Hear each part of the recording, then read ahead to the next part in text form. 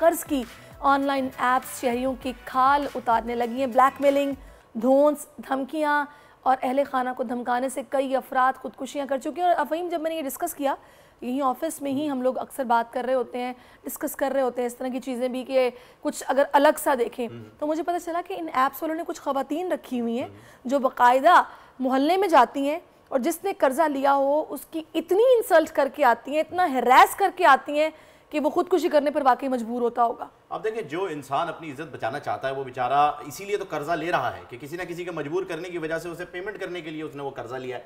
अब जब उसी इज्जत को वो नहीं बचा सकेगा तो यहाँ पर आज भी ऐसे गैरतमंद लोगों की कोई कमी नहीं है जो अपनी इज्जत को अपनी जान से ज्यादा मानते हैं और वो फिर जान देने के ऊपर जो है वो इत्तफाक कर लेते हैं। और इनके दबाव में आकर ऐसे जो नाजायज कारोबार ये लोग कर रहे हैं, क्योंकि देखिए स्टेट बैंक ने भी जो है वो कुछ साल पहले कराची में ही एक वाकया ऐसा हुआ था, मुझे एग्जैक्ट डेट याद नहीं है, लेकिन उसके बाद वर्डिक्ट आ गई थी कोर्ट की जानिब से कि अब कोई कर्ज वसूल करने के लिए जाएगा नहीं। लेकिन खैर फिर भी अफसोसनाक बात ऐसा हो रहा है।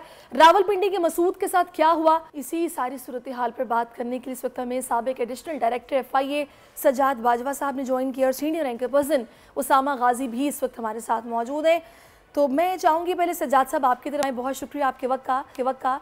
सजाद साहब, ये जो सारी सूरत हाल पेश आई है, किस तरह लोगों को हिरासा किया जा रहा है, परेशान किया जा रहा है, मामलात इस नहज तक पहुंचा दिए जाते हैं कि वो जान अपनी लेने पर मजबूर हैं। रियासत की जिम्मेदारी है हमारी जान का तहफ़्फ़ुज़, कहाँ है रियासत? शुक्रिया, अस्सलाम वालेकुम। देखिए, ये जो लोन एप्स हैं ये कोई बैंक की एप्स नहीं है जो लोन दे रहे हैं, ये सारा फ्रॉड हो रहा है। और फ्रॉड है कि एप्स आपको डाउनलोड सोशल मीडिया पे ये बाकायदा एडवर्टाइज हो रही हैं कि ये लोन एप्स हैं, आप डाउनलोड करें, और वो डाउनलोड करते हैं। डाउनलोड करने से पहले वो 20-25 हज़ार 50 हज़ार जो लोन लेगा, आप अंदाजा लगा लें उस बंदे की क्या कैफियत होगी, वो कितना मजबूर होगा। और फिर ये जब एप्स डाउनलोड कर लेते हैं तो उनका सारा डाटा ये हैक कर लेते हैं, उनकी पिक्चर, उनकी वीडियो, उनके कॉन्टैक्ट, ये सब उनके पास रहता है। और उसके बाद फिर ये जैसे उनके पास डाटा आ जाता है तो ये ब्लैकमेल करना शुरू कर देते हैं। और ये पहला कोई फ्रॉड नहीं है। मैं यहाँ पे ये जानना चाहूंगा कि जैसा आपने बताया कि ये एक फ्रॉड हो रहा है, ऑनलाइन हो रहा है, तो सर ये फिर FIA ये ऑनलाइन फ्रॉड होते हुए देख रहा है, और ये एप्स जो हैं ये चल कैसे रही हैं जबकि ये एडवर्टाइज भी कर रही हैं, ठीक है, एक बार इन्होंने एक्टिव हो गई हैं, फिर अब FIA का काम है कि इन एप्स की जो है वो स्क्रूटनी की जाए, आपको नहीं लगता ऐसा? देखिए, काम तो FIA का यही है, और साइबर क्राइम जो है उसका यही काम है कि वो ये जब ऐप ये एडवर्टाइज हो रही हैं तो वहीं से पकड़ें। लेकिन आप चेक कर लें कि पिछले 5 साल में 10 साल में कितनी सजाएं हुई हैं इन फाइनेंशियल फ्रॉड में। और वो कहते हैं ना, एक पंजाबी की बड़ी गंदी सी मिसाल है कि जब चोर कुत्ती मिल जाए ना, कुत्ती से मुराद जो रखवाला है, जो चौकीदार है, अगर वही मिल जाए तो फिर खुला हाथ मिल गया ना चोर को। ये तो चोर को ही चौकीदारी दे दी गई है, हम समझ रहे हैं।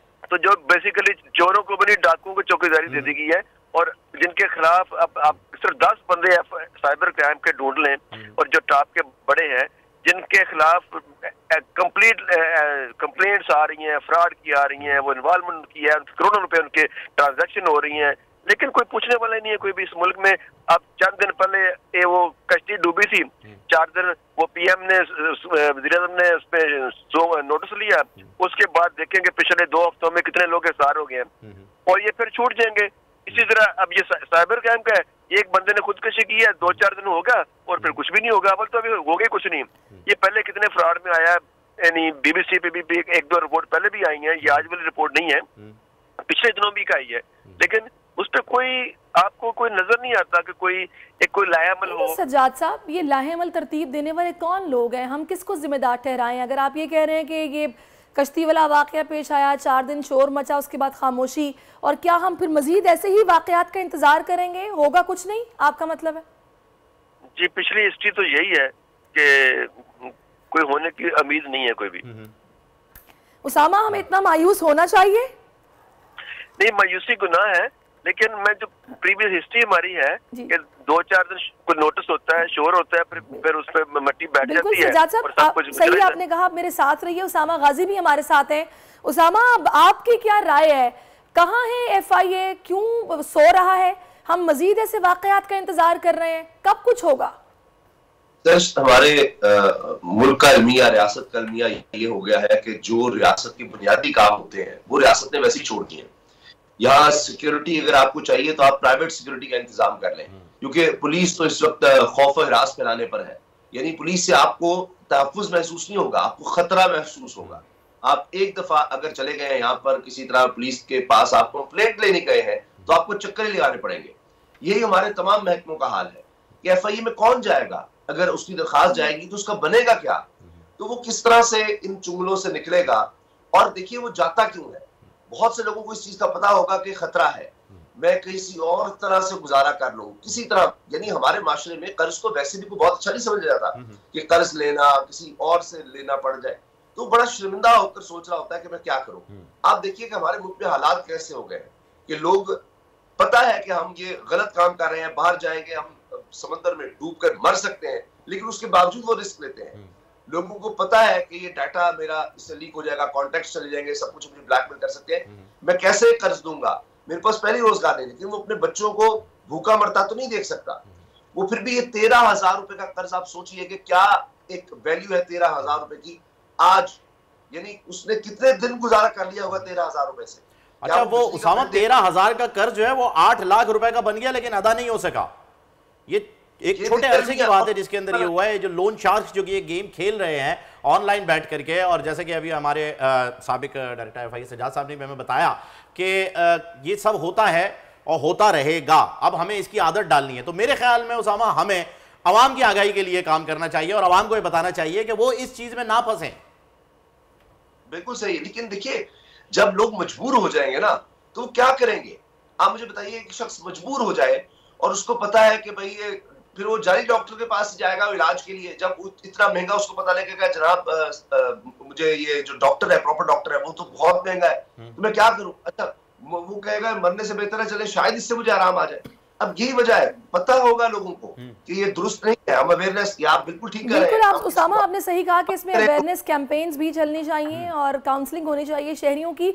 मैं चाहूंगी सज्जाद साहब, आखिरी सवाल है मेरा आपसे, मुझे ये बताइएगा कि आपकी नज़र में अभी होना क्या चाहिए फौरी तौर पर, जो एफआईए की जिम्मेदारी है? देखें, सबसे पहले है कि मैं पहले भी कहा कि अगर तो इस ऐसे इशू पे वजीर आजम ने नोटिस लिया तो कोई होने की तवक्को है, अदरवाइज कोई नहीं है। लेकिन अगर इस पे देखें, ये जितनी ऐप्स हैं ये एक हफ्ते का काम है कि इनको ट्रेस करना और इनको बंद करवाना। उसमें पीटीए है, पीटीए का रोल है कि, और उसमें स्टेट बैंक का रोल है कि वो इन पे डायरेक्शन जारी करें और लोगों की अवेयरनेस के लिए करें, और दूसरा एफआईए इस पे क्रैकडाउन करें और क्रैकडाउन करके इनको पकड़े। आपको आए रोज मैसेज मिलते हैं, फ्रॉड होते हैं, बैंकिंग फ्रॉड इतना हो रहा है, और इसमें यानी सिर्फ एफआईए नहीं है, स्टेट बैंक की रेगुलेशन भी नहीं है सही। जो फ्रॉड हो जाता है, आप दुनिया में अगर आप आउटसाइड पाकिस्तान देखें, वेस्ट में देखें, जब फ्रॉड होता है तो वो क्लाइंट को पेनल्टी नहीं देते, वो उसको कंपल्सरी करते और बैंक जो है वो फुल करता है। और यहाँ पे तो जो बैंकों से फ्रॉड हो गया वो भी फ्रॉड हो गया, आपके पैसे चले गए, आप ढूंढते रहे। और जो ये तो जाली ऐप्स है ना, इन जाली ऐप से पीटीए का काम है और एफआई का काम है और फौरी एक्शन लेना चाहिए। और बिल्कुल ऐसे कि सज्जाद साहब ये ऐप्स जाली, अच्छा मैं यहाँ पर थोड़ा सा आपसे इख्तलाफ ये कर रहा हूँ कि ये ऐप्स जाली नहीं है, ये काम ही 2 नंबर है। ये काम ही ऐसा हो रहा है जो कि ऐप्स के जरिए अब ये लोग कर रहे हैं। इससे पहले ये ऐसे ही ये लोग थे, लोन शार्क्स मौजूद है, शुरू से मौजूद है, ये बनिए के दौर से चलते आ रहे हैं और ये सब चलता रहेगा। बहुत बहुत शुक्रिया सज्जाद साहब आपका। अब इदारों पर तो सहरिश इन्होंने बता दिया कि इदारे जो होंगे जब तक वज़ीर आज़म साहब कुछ ना बताएं, अलबत्ता कानून इस बारे में क्या कहता है ये जान लेते हैं। बिल्कुल, निगत दाद हमें ज्वाइन कर चुके हैं जो कि डिजिटल राइट्स एक्टिविस्ट हैं, एडवोकेट भी हैं। निगत साहिबा बहुत शुक्रिया आपके वक्त का। निगत साहिबा, अब कानून क्या कहता है? वो लोग जो इस तरह से गंदा धंधा चला रहे हैं, लोगों को ब्लैकमेल करके खुदकुशियों पर मजबूर कर रहे हैं, उनके खिलाफ क्या कार्रवाई हो सकती है?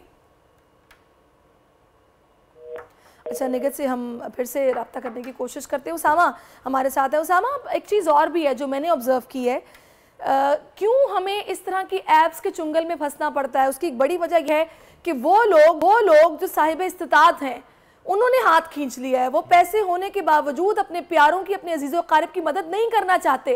ये एक अजीब सा माइंडसेट है, पता नहीं इस्लाम से दूरी है, क्या वजह है कि हम कहते हैं कि हम जो खा रहे हैं कोई दूसरा ना खाए। जो हम महसूस करें दूसरा महसूस ना करे? देखिए, दीनी लिहाज से तो सैरिश आप सही, देखिए हमसे तो 40 घरों का भी सवाल है ना, कि अगर किसी का भाया भूखा सो रहा है तो उससे वो सवाल होगा। बेशक ये बड़ा क्राइटेरिया है। इसी तरह हमें अपने रिश्तेदारों का, इर्द गिर्द के लोगों का ख्याल रखना है। अगर हमारे अंदर इतनी इस्तेताअत नहीं है तो किसी से फिर हम जाकर कह दें कि जी मेरा कोई जानने वाला है, मेरा कोई रिश्तेदार है, तो प्लीज आप उसकी मदद करें। लेकिन दुनिया में अगर देखा जाए तो पाकिस्तानी कौम सबसे ज्यादा खैरात करने वाली कौम है। ये स्टैट्स है। फिर भी मैं समझता हूँ, यानी इनकम के लिहाज से जितनी पाकिस्तान की इनकम है उस लिहाज से दुनिया में इतनी खैरात कोई नहीं करता। वरना रियासत ने तो सब कुछ छोड़ दिया हुआ है। आप खुद सोचिए, जितनी बेरोजगारी है, जितनी महंगाई है, ये 25 करोड़ आवाम किस तरह से सरवाइव कर रहे हैं। मगर बात यह है कि जितनी भी आप चैरिटी कर लें, जो भी कर लें, जो काम रियासत के हैं वो रियासत के हैं। क्या मैं जाकर इन लोगों को ये बात भी आपकी सामा बिल्कुल ठीक है, मैं एग्री करती हूँ आपकी बात से कि जो जिम्मेदारी रियासत की है वो रियासत की जिम्मेदारी है। जाहिर है कितना करेंगे लोग। अब निगत इस वक्त वहीं हमें ज्वाइन कर चुके हैं। निगत साहिबा, आपसे जानना चाहेंगे कि कानून इस बारे में क्या कहता है। ये जो एप्स, इलीगल एप्स कह लीजिए या फ्रॉड करने वाली एप्स कह लीजिए, या जो भी इनका धंधा है, इसके बारे में कोई कानून बना हुआ है और उस पर इम्प्लीमेंट कैसे किया जा सकता है? मेरे ख्याल में लाइन ड्रॉप हो गई है। Line drop. अच्छा, उसामा से मैं एक सवाल और करना चाहूंगा, क्योंकि हेलो उसामा जी, मैं आपसे जानना चाहूंगा कि मैंने जैसा बताया, पहले भी मैंने कहा था कि अभी इदारे जो हैं वो हाथ उठा चुके हैं, कोई काम नहीं हो रहा है, कानून के ऊपर अमल नहीं हो पा रहा है। तो इंसान को खुद अपनी इस्लाह करनी है, या हम एक दूसरे की अगर काउंसलिंग कर पाएँ तो अच्छा होगा। मेरे ख्याल में खुदकुशी जो है वो तो इस्लाम में हराम है और इसमें कोई दो राय नहीं है। खुदकुशी एक इस नहज पे पहुंचा देना किसी शख्स को कि वो अपने बच्चों की शक्ल ना देख पाए, उन्हें भूखा ना देख पाए, रोता ना देख पाए, और उसके ऊपर आकर के वो खुदकुशी कर ले, ठीक है, ये एक हराम अमल है। इससे कैसे रोका जा सकता है, कैसे उनकी मदद की जा सके, कैसे उन्हें ये बताया जा सके कि भाई खुदकुशी ना करो, एटलीस्ट ये काम कर लें, या अपने अना को थोड़ा सा जो है वो अपनी ईगो पे कॉम्प्रोमाइज करके किसी रिश्तेदार से, दोस्त से या कुछ बात कर ली जाए, क्योंकि इदारे तो कुछ नहीं कर रहे हैं। पहली चीज तो ये कि ये इतना बड़ा गुनाह है कि किसी भी तरह से हम इसको जस्टिफाई नहीं कर सकते कि ये हालात वो हालात, इसलिए कत्तन एक चीज हराम है, हराम आप नहीं कह सकते कि किसी भी तरह से वो जायज है। जितनी मर्जी आपकी मायूसी हो जाए, आपको कोई हक नहीं है। आपकी जिंदगी अमानत है, सबसे पहले तो रब ताला की। उसके बाद आप ये देखिए कि आपने अब ये क्या, जो शख्स चला जाता है तो क्या आज वो बेहतर छोड़ गया अपने बच्चों को, अपनी बीवी को, अपनी माँ को बेहतर हालत में छोड़ गया है? बिल्कुल। यानी ये भी एक है कि वो समझ ले कि आज से अगर एक शख्स को है कि जी इतनी मायूसी फैल गई, समझ ले कि मैं मर चुका हूँ, अब मेरी जिंदगी की अमानत है, तो मैं अब से नई जिंदगी शुरू करता हूँ, मेरे जाने से तो इनको इनकी जिंदगी बेहतर नहीं होने लगी। तो मायूसी तो इसलिए गुनाह है। तो इंडिविजुअली तो हमें बिल्कुल भी किसी तरह से हम जस्टिफाई नहीं कर सकते, लेकिन मसला ये होता है कि डिप्रेशन एक ऐसा मसला है कि बतदरीज इंसान उसकी तरफ जाता है, और हमारे माशरे में कोई काउंसलिंग है नहीं, अवेयरनेस नहीं है, क्योंकि रिश्तेदार फिर बता सके, अच्छा उसके लिए भी पैसा चाहिए होगा कि अच्छा इसकी काउंसलिंग कैसे करें, इसको फिर किसी साइकियाट्रिस्ट ले जाए। हमारे होता है अच्छा मुझे तुम पागल कह रहे हो, मैं कोई पागल हो गया हूँ, ये भी एक मसला है। लेकिन हमें उन सर्कमस्टांसेस को भी रोकना है जहां देखिए कोई भी मसला आता है तो एक तो हमने उसका इलाज करना है, ठीक है, लेकिन ये भी देखना कैसे हालात में पैदा हो, क्यों ऐसे शख्स को यहाँ तक मजबूर होना पड़ा। खुराक किसकी जिम्मेदारी है? बुनियादी खुराक एक रियासत की जिम्मेदारी है, बुनियादी तालीम, बुनियादी सेहत, सिक्योरिटी। अब मसला ये है कि ये शख्स जाकर कंप्लेंट भी करता ना कि मुझे हरासा किया जा रहा है, 1000 देना रहा था, लाखों रुपया हो गया, तो पुलिस कहती पहले हमें कुछ लगाओ, FIA कहता पहले हमें कुछ लगाओ फिर हम जाएंगे, और दूसरी तरफ बिल्कुल सामा आपने ठीक कहा कि ये जो रिश्वतखोरी है इसने भी काफी जड़ें खोखली की हैं, सिस्टम को खराब किया है। अपना घर यूं मईशत का पहिया भी घूमेगा, मजदूर भी सर उठा के जिएगा, खेतों में हरियाली लहराएगी, किसान भी खुशियां समेटेगा, वक्त गुजर उम्मीद के चिराग जलते रहेंगे, महंगाई से भी जान छूटेगी, फैसले की घड़ी पाकिस्तान जीता है और पाकिस्तान ही जीतेगा, बोल बनेगा अवामी मसाइल की आवाज, कठिन फैसले बात होगी मसाइल की लेकिन हल के साथ। देखिए खुसूसी नशरियात मिशन मईशत बुध के रोज 1 बजे सिर्फ बोल न्यूज पर। सब्सक्राइब करें और बेल दबाएं ताकि कोई खबर रह न जाए।